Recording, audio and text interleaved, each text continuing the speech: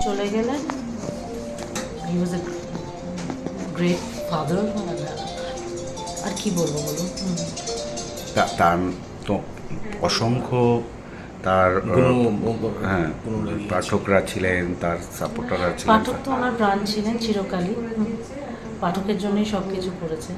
উনি যা বলে গেছেন সেটাই হবে। উনি কোনো ঠান্ডা ঘরে থাকতে চাননি। সো এখান থেকে বাড়ি যাব, উইচ ইজ 83/1B বন্ডি রোড, ওখান থেকে ক্রিমেশনে চলে যাব। প্রশাসনের তরফে কি কোনো যোগাযোগ করা হয়েছে আপনাদের সঙ্গে, মুখ্যমন্ত্রী বা কি? ঠিক বলতে পারছি। এবং যারা এই খবর পেয়ে অনেক শোকাহত, যারা শোকাহত তাদের যদি কোনো বার্তা দেন। উনি তো পাঠক ওনার প্রাণ ছিলেন চিরকালই। পাঠকের জন্য, লেখার জন্য সব কিছুই করেছে, এই তার বলতে চাই। কবে ভর্তি হয়েছিলেন দিদি এবং কি?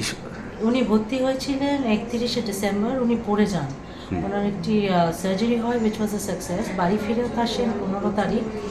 তারপরে হেঁটে ঘর থেকে বেরিয়েও ছিলেন। তারপরে তো বয়স্ক মানে এজ রিলেটেড কোমরবিডিটি শুরু হয়, আর ওখান থেকে হি ওয়েন্ট ডাউন হিল। উইলের ঠিক কী আছে ডিটেল বলতে পারবো না, কিন্তু ওনার হচ্ছে যে উনি যেন ঠান্ডা ঘরে না থাকে। মানে বিশেষ কারো জন্য অপেক্ষা করা নয় বা কিছু?